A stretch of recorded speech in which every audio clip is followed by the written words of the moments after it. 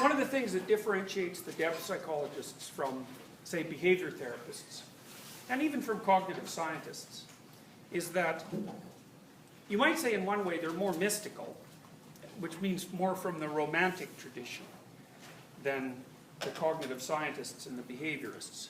So there's a temperamental split there, eh? Because people who are high in openness, and both Freud and Jung were very, very high in trait openness, are very interested in the domain of the imagination and the domain of fantasy because they have very active imaginations and they have very active fantasy lives and they're good visualizers. And so one of the things I've noticed in my clinical practice, there's always been a joke about depth psychologists that if you go see a Freudian, you have Freudian dreams, and if you go see a Jungian, you have Jungian dreams. And I suppose that means if you go to a behavior therapist that you don't have any dreams at all.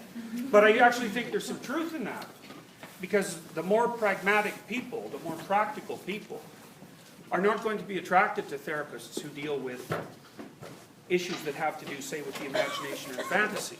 And so there's a natural parsing. And one of the things I've noticed in my clinical practice is that imaginative people, so those would be open and creative people, have a dream life that cries out to be interpreted in archetypal terms. Like I've had clients, a number of them now, I have one right now.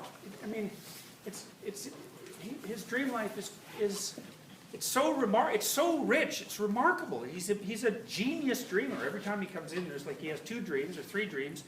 They're coherent, they're complexly plotted, they're interesting, and they chart what's going on in his life, and they tell him what he should do. It's like, it's great.